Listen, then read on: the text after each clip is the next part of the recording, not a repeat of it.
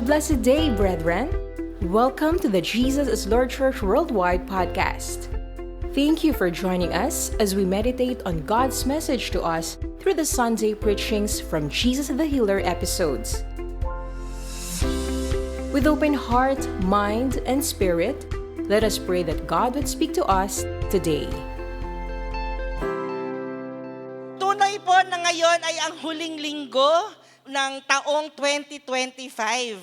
Kaya naman po ngayong 2025, nandito po tayo ngayon, sumasamba sa Panginoon, nagpapasalamat. Ang theme po natin ng buwan ng Desyembre, matatapos ang ating theme ng Breakthrough Generosity that Abounds. Tunay po na ang generosity na ito ay nagsimula sa ating Panginoong Jesus. Kaya naman, dahil sa generosity ng Panginoon, dahil sa kanyang puso na mapagbigay, nararapat lang na ang reaksyon natin ay pasasalamat. That's why today I entitled the message that the Lord has given upon me is the attitude of gratitude. Giving thanks to God for the year 2025. Ito po ang ating pag-uusapan ngayong araw na ito, ngayong umagang ito. Attitude of gratitude. Pag sinabi po nating attitude, ibig sabihin po posture or position or sa ibang meaning po, orientation of the mind. Ibig sabihin, ugali. It is an innate thing sa bawat isa sa atin. Yun yung attitude natin. Pag sinabi natin gratitude, it means the quality of being grateful or thankful. So pag sinabi po natin the attitude of gratitude, it means having a mindset or innate, genuine gratefulness or simply to be thankful. If you can open your Bibles with me in Ephesians chapter 5, beginning verse 15. Hanggang verse 20. So be careful how you live.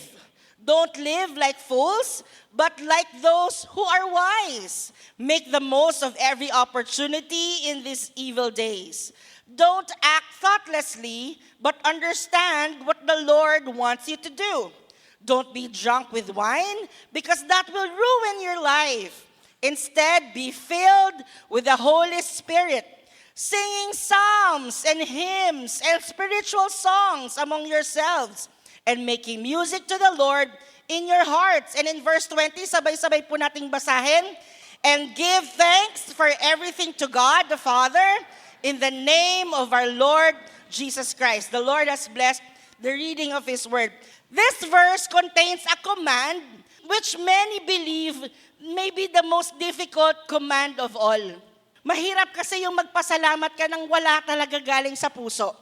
At the same time, obeying it may be the greatest blessing in all your life. Ano po ba ang sinasabi ng salita ng Diyos? To have the attitude of gratitude. Una po, the rhythm of attitude. Sabi po na binasa natin in NIV version, always giving thanks to God. Kailan nga daw po tayo dapat magpagpasalamat sa Panginoon? Always. The attitude of gratitude is not occasional, but continual. Dapat palagi. Sabi po ng Psalm 68 verse 19, in New English Translation, the Lord deserves praise. Day after day, He carries our burden, the God who delivers us.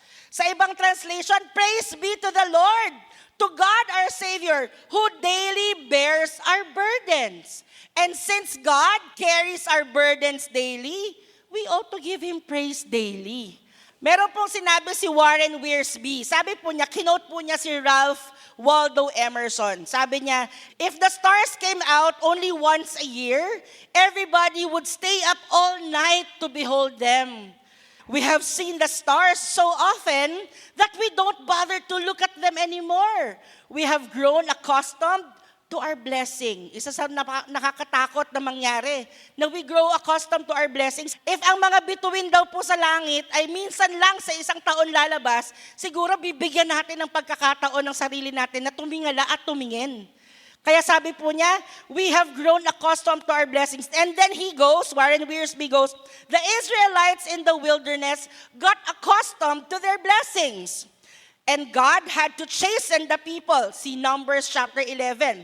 God had fed the nation with heavenly manna each morning. And yet, people were getting tired of it. But now, sabi ng verse 6 ng Numbers 11, but now our whole being is dried up, they said. There is nothing at all except this manna before our eyes. Wala na kahit ano, mana na lang. They were experiencing a miracle of God's provision every morning, yet they were no longer excited about it. Nothing but manna. Sabi ni Warren Wiersbe, araw-araw yung mga Israelita na-experience nila yung miracle ng Lord. Ano yung miracle? Pagising nila, may kakainin sila. Kukunin na lang nila. And that's God's miracle. Pero they missed it. They missed the miracle. Bakit? Araw-araw nilang na-experience. Kaya ito yung sinasabi na dapat daily. Araw-araw iniisip natin, kino-contemplate natin, ano kaya ang dapat kong ipagpasalamat sa Diyos today? Ano ba yung blessing na natatanggap ko araw-araw? Sa lahat ng pagpapala, sa lahat ng bagay, makakakita tayo ng mga bagay na ipagpapasalamat sa Panginoon. Kahit na sa tingin natin, normal na lang yon. Normal na meron kang kakainin. Pero ang totoo, lahat ng bagay ay pwede natin ipagpasalamat sa Panginoon. Can I hear an amen? Lamentations chapter 3 verse 22 to 23. Sabi doon, the steadfast love of the Lord never ceases. His mercies never come to an end. They are new every morning. Great is your faithfulness. Ibig sabihin na yung pagmamahal ng Lord hindi na-exhaust dahil lang sa kapalpakan natin, dahil sa kakulangan natin, dahil sa hindi natin kayang ibigay sa Kanya, hindi nauubos. Bago every day. Sabi pa doon, His mercies never come to an end. Alam niyo po ba yung mercy? Ang mercy daw po ay awa. Awa na hindi natin nakukuha yung deserve na kaparusahan para sa atin. Hindi natin nakukuha na dahil masama tayo, innate tayong sinful as a person, pero dahil sa awa ng Lord, hindi tayo pinapatay. Sa awa ng Panginoon, hindi natin nararanasan yung mga dapat na nararanasan dahil tayo ay makasalanan. Bakit? Dahil hiningi na natin ang kapatawaran ng Panginoong Jesus. At dahil hiningi natin ang kapatawaran ni Jesus, yung mercy niya nasa atin. His mercies never come to an end. His mercy is also new every morning. Hindi lang pag-ibig, kundi awa din. His love and His mercies are new every morning. At dahil bago siya tuwing umaga, dapat ang pagpapasalamat din natin bago tuwing umaga. Sino po dito nagpasalamat sa Panginoon today? Palakpakan po natin ang Panginoon. Philippians chapter 4 verse 6. Sabi doon, do not be anxious about anything, but in every situation, by prayer and petition, with thanksgiving, present your requests to God. In every situation, sa lahat ng pagkakataon. Because in good times and in bad times, God is always good. Hindi dahil merong bad times or bad situations that we are in, hindi ibig sabihin God is bad. He is always good. Can I hear an amen? Kahit sa mahirap na sitwasyon ng buhay. Bakit? Dahil kahit sa mahirap na sitwasyon ng buhay, mabuti pa rin ang Panginoon. Amen po ba? Palakpakan po natin ng Lord. So that is the rhythm of gratitude. Always. Pakisabi po, always. Pangalawa po, the reason for gratitude. Sabi nasa natin, give thanks for everything. Pakisabi nga po, everything. Sabi nasa natin, give thanks for everything to God the Father in the name of our Lord Jesus Christ. Sabi po ni Ralph Waldo Emerson, cultivate the habit of being grateful for every good thing that comes to you and to give thanks continuously because all things, whether good or bad, have contributed to your advancement. You should include all things in your gratitude. Lahat ng bagay, kanina tuwing kailan magpapasalamat, always. Ito naman po, saan tayo dapat nagpapasalamat? Sa lahat. Sa lahat ng bagay. We thank God for His grace and blessings. Psalm 118 verse 1, oh, give thanks to the Lord for He is good, for His steadfast love endures forever. Hindi lang sa lahat ng oras, kundi sa lahat ng bagay na meron tayo dahil sa pag-ibig ng Panginoon. 1 Corinthians chapter 15, verse 57. But thanks be to God, for He gives us the victory through our Lord Jesus Christ. Sa lahat ng tumanggap sa Panginoong Jesus bilang Diyos at tagapagligtas, sa lahat ng nagtiwala sa Panginoon, mararanasan natin ang katagumpayan over sa kasalanan, over sa eternal death in hell, at yun ay victory na dapat nating pinagpapasalamat. Amen po ba? Sa lahat ng mga wins or tagumpay na nakukuha natin mula sa Panginoon. Pwede po ba ngayong oras na to, isipin natin, ano ba yung mga pagpapala na tanggap natin sa Panginoon sa buong taon na ito? Yung good health natin, nakakapag-provide ang Panginoon ng kakainin ng pamilya natin. Sa lahat po ng bagay, if we talk about God's grace and blessings, hindi tayo mauubusan eh. Amen po ba? Sabi po ni Raymond W. Albright, si Helen Keller daw po ay sumulat sa isang pastor, sa isang preacher, Phillips Brooks. Si Helen Keller po ay isang bulag. Siya ay author ng maraming libro, ng maraming quotes, and she's a very intelligent person. Sabi ng sinulat ni Helen Keller, "It fills my heart with joy to know that God loves me so much, that He wishes me to live always, and that He gives me everything that makes me happy." So Helen Keller, bulag, pwede sanang magreklamo sa buhay, ba't ako pinanganak na bulag? Bakit wala akong nakikita? Hindi ko nakikita ang kagandahan ng mundo. Pero nilista po niya, ano-ano yung mga pinagpapasalamat niya sa Panginoon. She listed loving friends. Meron po ba tayo nun? Our precious little sister para sa kanya. Sweet flowers na hindi niya nakikita. Bulaklak na hindi niya nakikita. Pero bulaklak na naaamoy niya. Sweet flowers, the warm sunshine. Araw na hindi niya nakikita pero nararamdaman ang warmth. And the best of all, a mind that can think and enjoy, and a heart that can love and sympathize. Para sa isang bulag na bata, she was very young when she wrote it. Napakadami niyang kayang ilista ng mga bagay na pwede niya ipagpasalamat sa Panginoon. I'm sure lahat po tayo makakakita ng mga bagay na ipagpapasalamat. Meron nga po ako nakita, isang article, sabi doon, "Thank you God. Thank you God for all I have to do today." Sabi doon, "Thank God for this sink of dirty dishes. It shows we have plenty to eat. Thank God for this pile of dirty, stinky laundry. It shows we have plenty of clothes to wear." Kasi kung wala kang lalaban, ibig sabihin wala kang ibang damit. Thank God for those unmade beds, sa mga hindi nakaayos na kama. They were warm and so comfortable last night, and I know there are many who have no beds. Thank God for this bathroom, complete with splattered mirror, soggy grimy towels, and dirty commode. They are so convenient. Thank God for this finger-smudged refrigerator that needs defrosting. It is full of cold drinks, enough leftovers for 2 or 3 meals.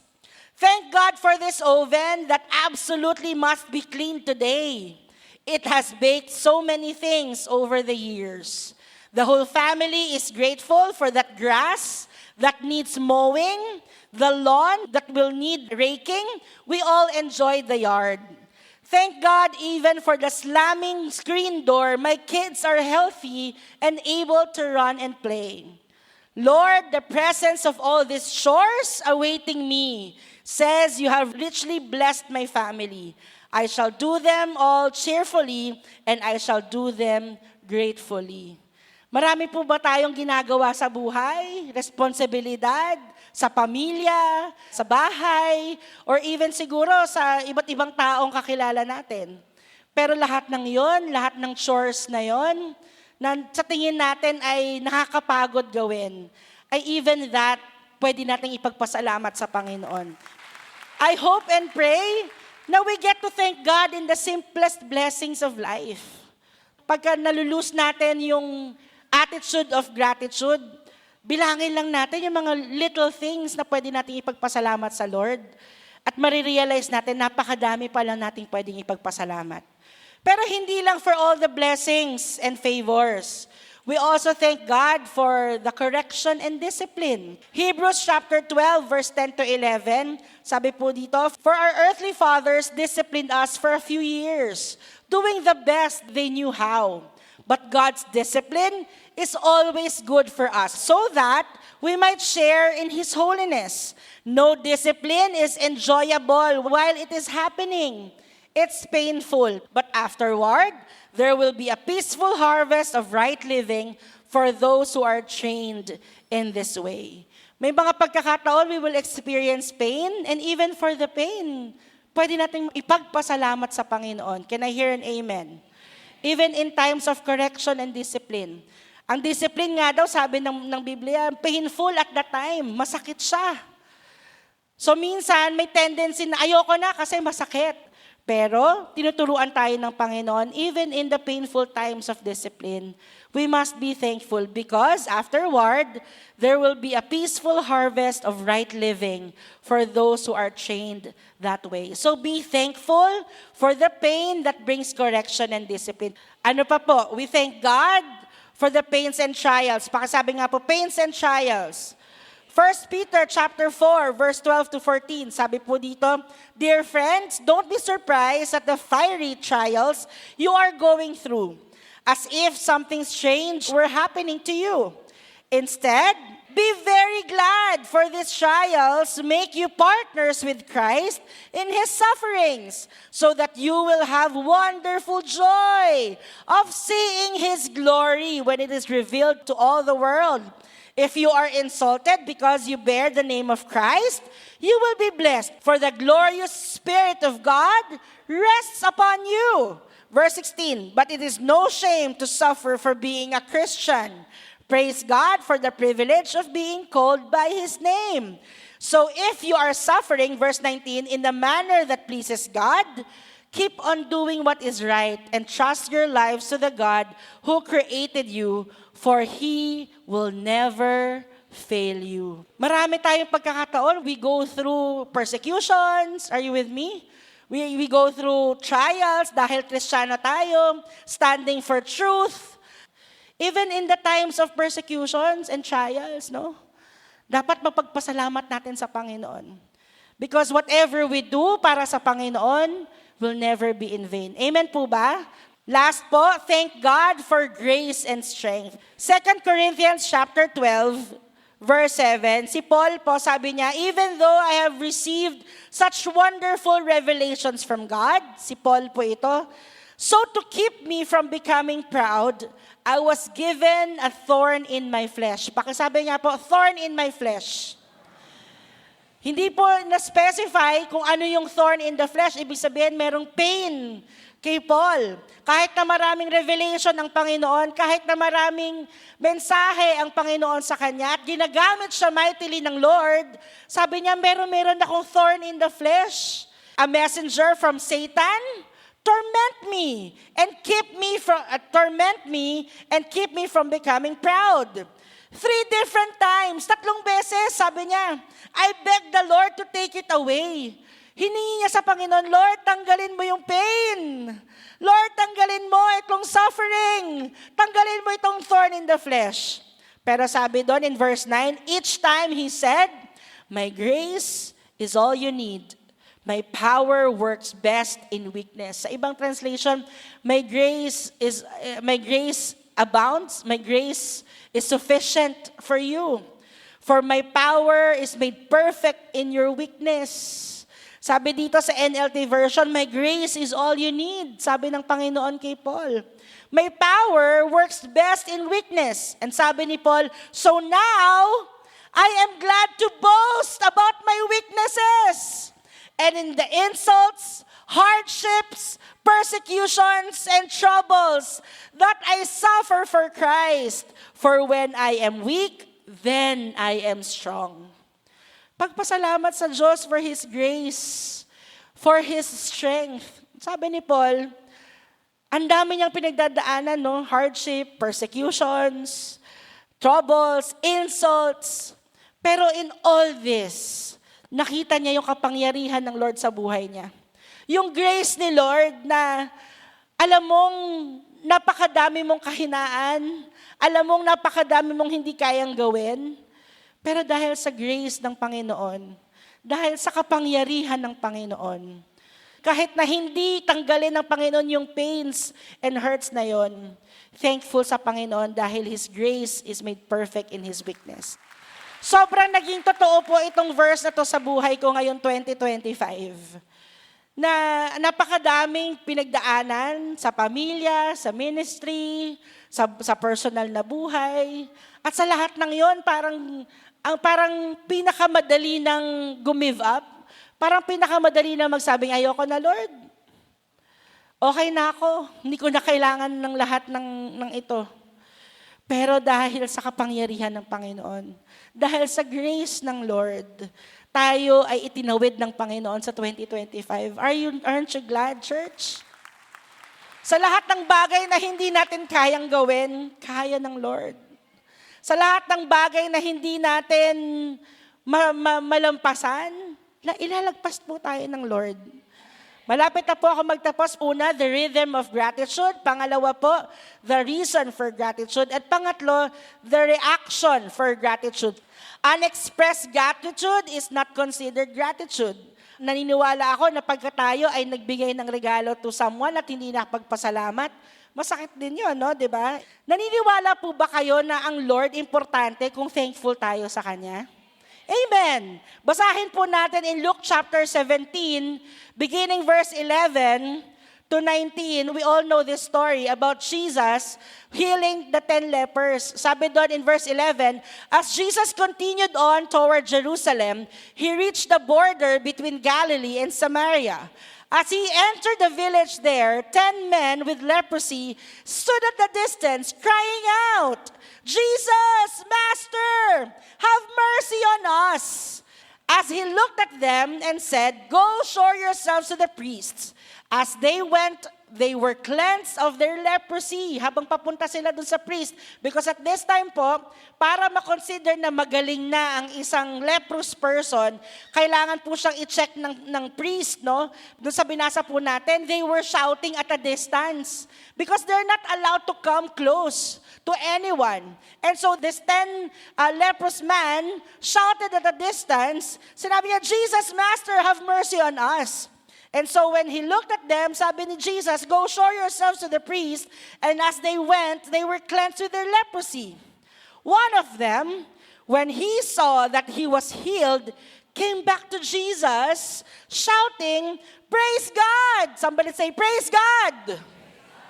He fell to the ground at Jesus' feet, thanking Him for what He had done.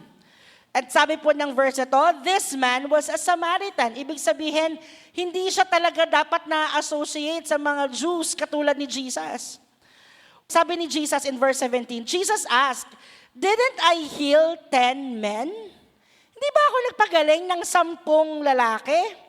Where are the other 9? Hinahanap po ni Lord. Are you with me? Has no one returned to give glory to God except this foreigner? And Jesus said to the man, stand up and go, your faith has healed you. Si Jesus, nanonotice niya kung sino ang hindi nagpapasalamat. Yes, even merong isang nagpasalamat, na-notice ni Lord yung majority sa kanila. Sabi ng question niya, did I heal 10 men? Where are the other 9? What does it show? Si Jesus po, disappointed siya for the ingratitude of the majority. It's so disappointing. Di ba nagpagaling ako?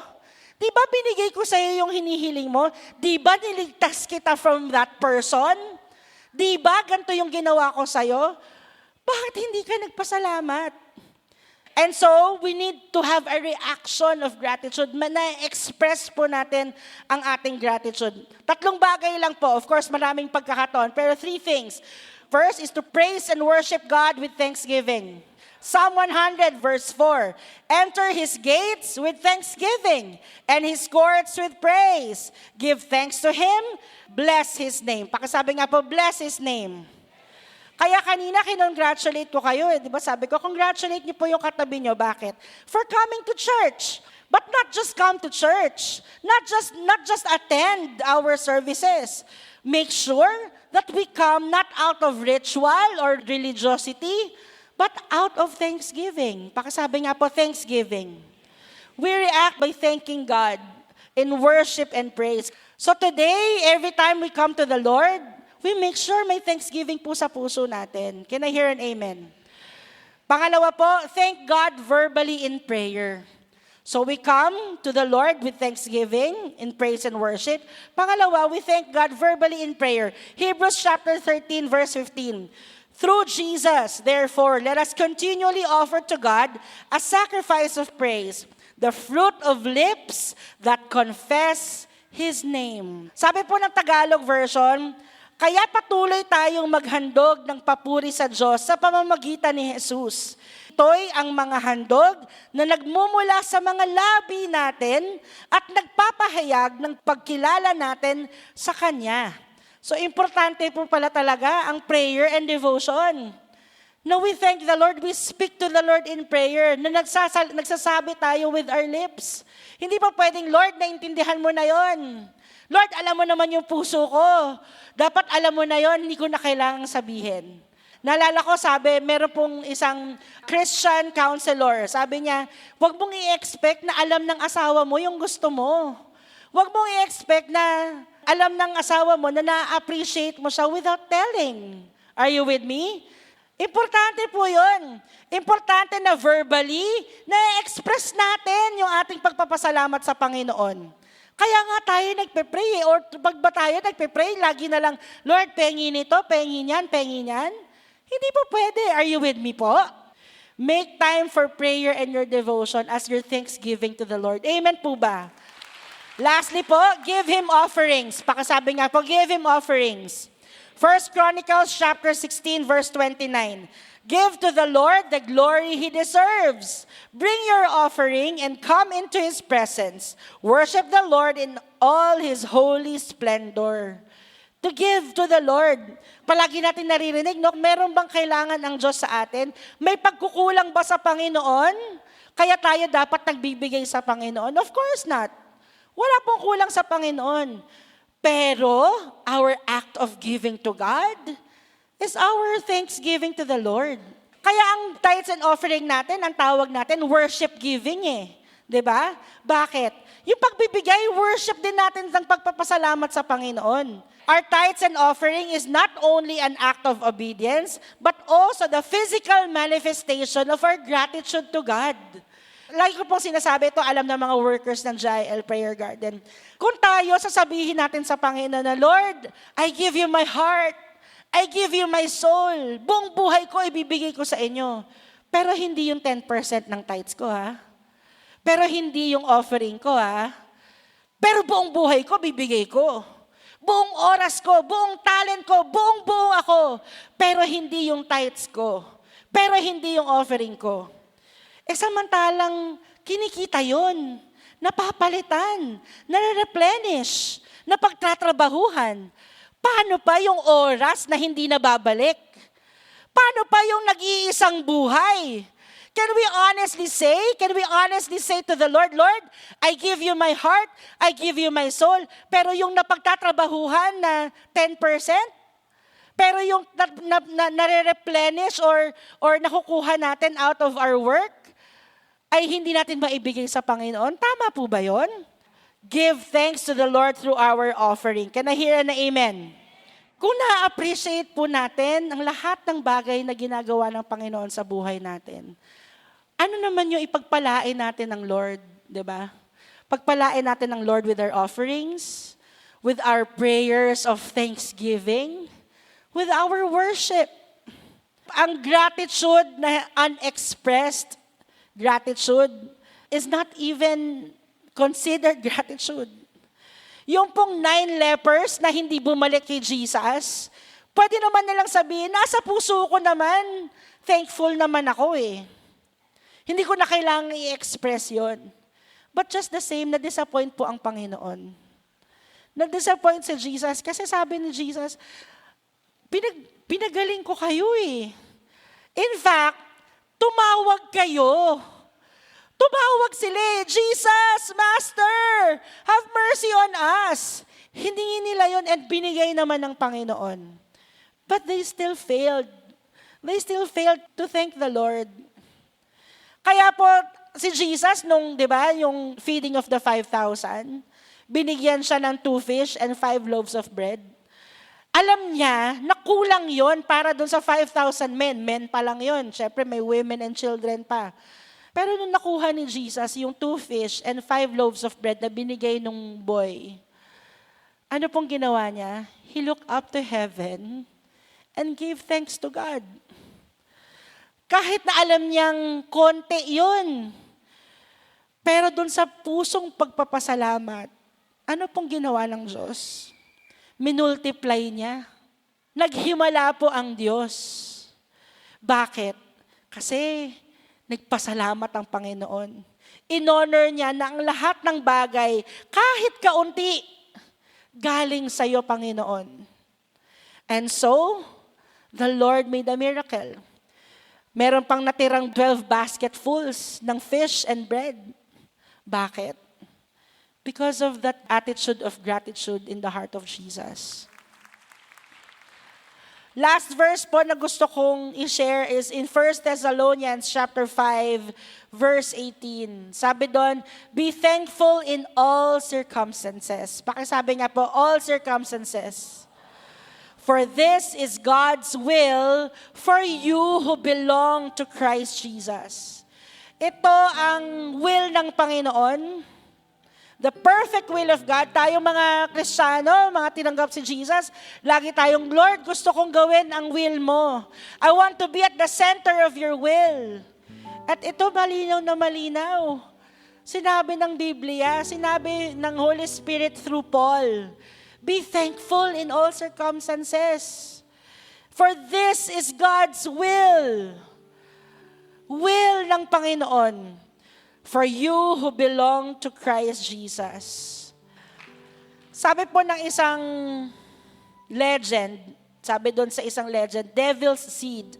There is a legend of a man who found the devil's seed barn, where the devil kept his seeds that he would sow in the hearts and lives of human beings. Meron daw pong seed. Ano yung seed? Buto? Na itatanim sa puso ng mga human beings. The devil found out that there was a superabundance of one kind of seed. Maraming buto.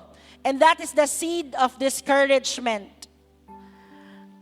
And the devil said, when he was plied about why he had so many seeds of discouragement, he said, well, if I can get discouragement into a person's life, then I can get almost anything else I want into their life.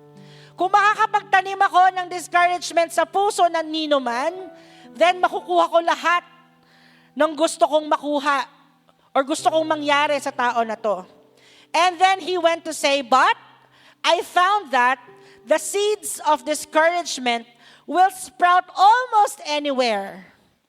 Mamumunga ang buto ng discouragement almost anywhere, except in the heart of a thankful person.